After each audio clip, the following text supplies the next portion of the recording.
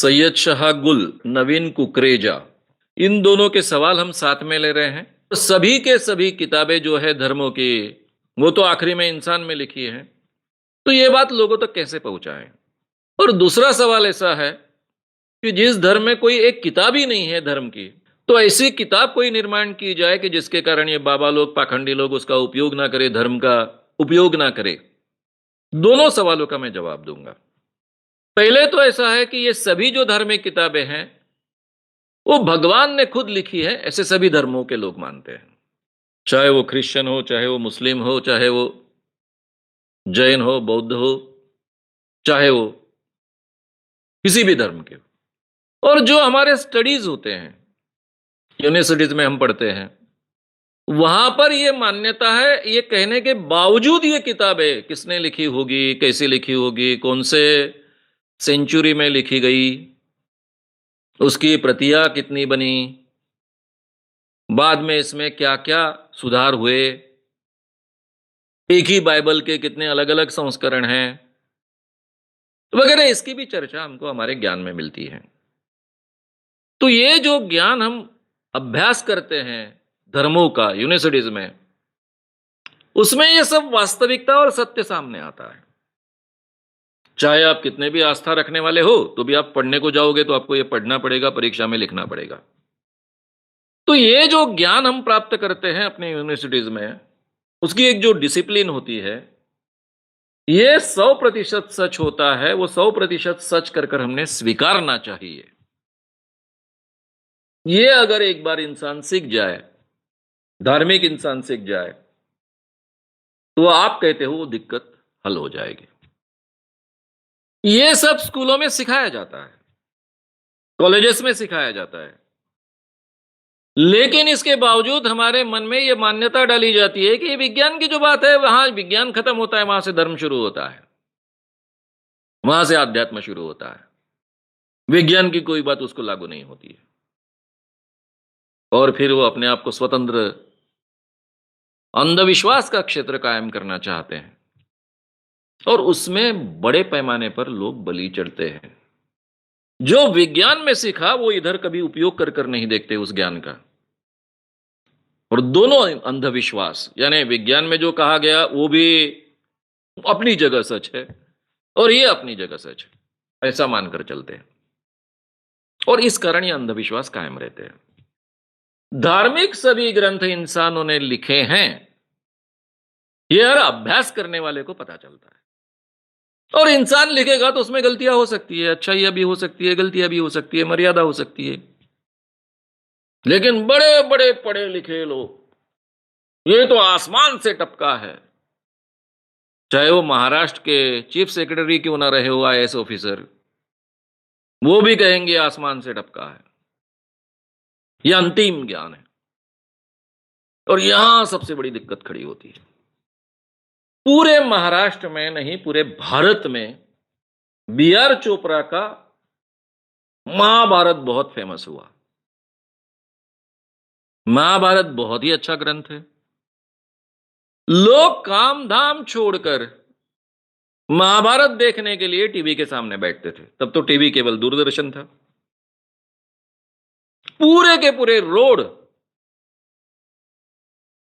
कोई इंसान नहीं होता था उसमें, कर्फ्यू लग जाता था जैसे। इतना ये महाभारत लोकप्रिय हुआ। इस महाभारत के शुरुआत में लिखकर आता था, भांडारकर इंस्टीट्यूट ने संपादित किए हुए महाभारत पर आधारित। यह भांडारकर इंस्टीट्यूट पुणे में है। यह भांडारकर इंस्टीट्यूट ने महाभारत का जो संशोधन किया, महाभारत की जितनी भी प्रतियां थी उसके आधार पर अध्ययन किया।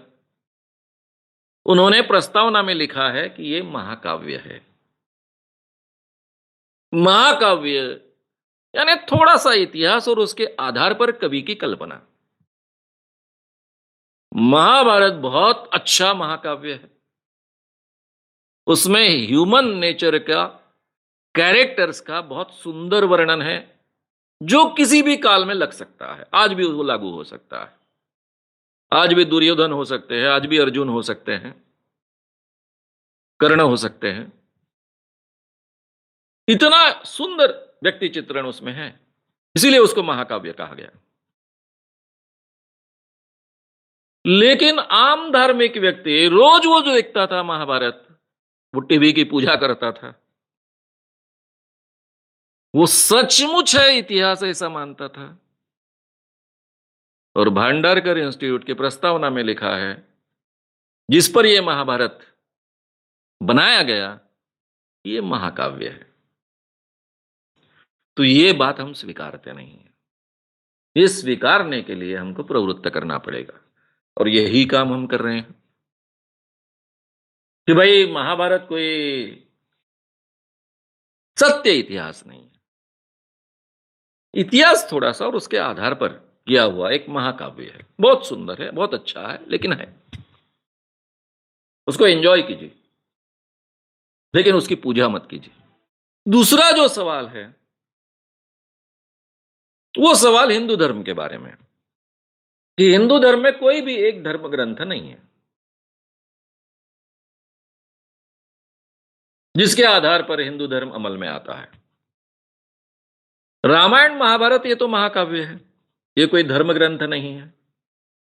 धर्म ग्रंथ इस व्याख्या में वो बैठते नहीं है। धर्म ग्रंथ में क्या क्या चीजें होती है, उस धर्म का तत्वज्ञान होता है, कायदे कानून व्यवस्था होती है, और पुरोहितों की व्यवस्था होती है। और ये धर्म ग्रंथ धर्म संस्थापक ने निर्माण किया होता है, या फिर उसने मान्यता दी हुई होती है। अब इसी किसी शर्त में रामायण महाभारत नहीं बैठते हैं, ना ही मनुस्मृति बैठता है।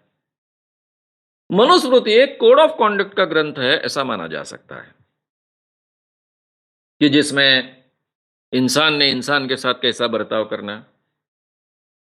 अब दिक्कत ऐसी है कि हिंदू धर्म ये धर्म ही नहीं है।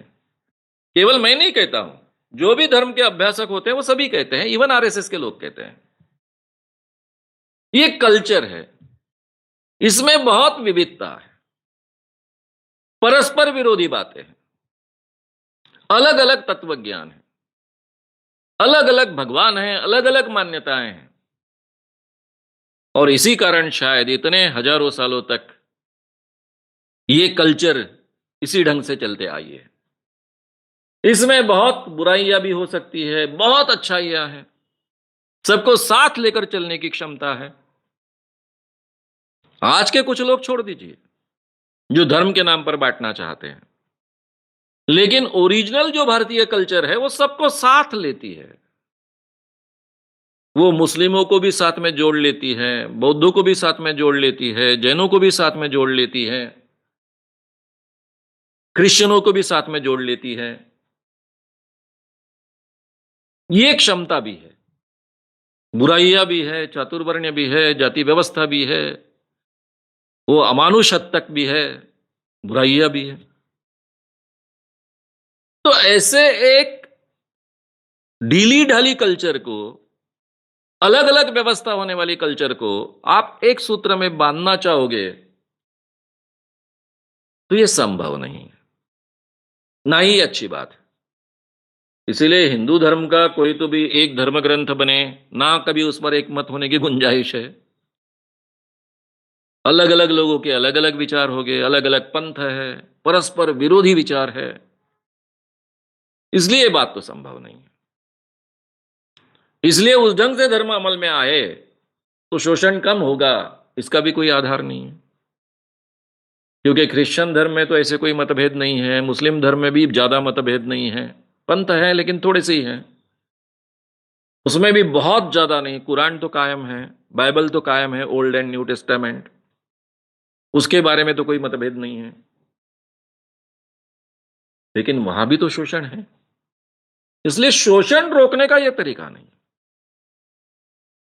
आज के जमाने में 2018 में कोई एक नया धर्म ग्रंथ तैयार करो और उसके आधार पर देश को चलाओ, यानी उस धर्म को चलाओ, उसके बजाय इस देश की जो कॉन्स्टिट्यूशन है वो अंतिम है, उसके अनुसार इंसान ने बर्ताव करना चाहिए, उसी के अनुसार अपने जीवन में जीना चाहिए।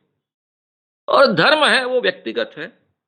अपने घर में उपासना करना, धर्म को मानना, हर एक की स्वतंत्रता है।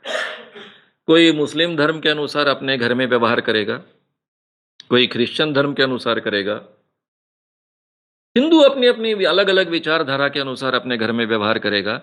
घर के बाहर कोई धर्म नहीं लाएगा। एक बार आप घर के बाहर आए कि आप फिर इस कॉन्स्टिट्यूशन का हिस्सा हो, भारतीय नागरिक हो।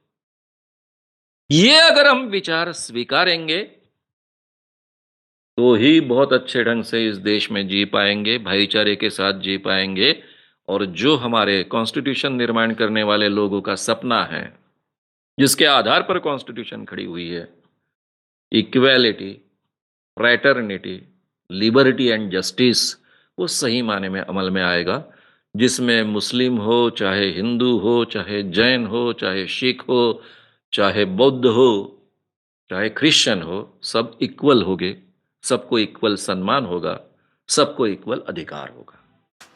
अगर आपको ये वीडियो पसंद आया हो तो उसे ज़रूर लाइक करें। लोगों में ये अवेयरनेस फैलाने में हमारी मदद करें। वीडियो को ज़रूर शेयर भी करें। तो हमारे YouTube चैनल शाम मानव को विज़िट करें। ऐसे सारे वीडियोस का आनंद लेने के लिए हमारे चैनल को सब्सक्राइब करें।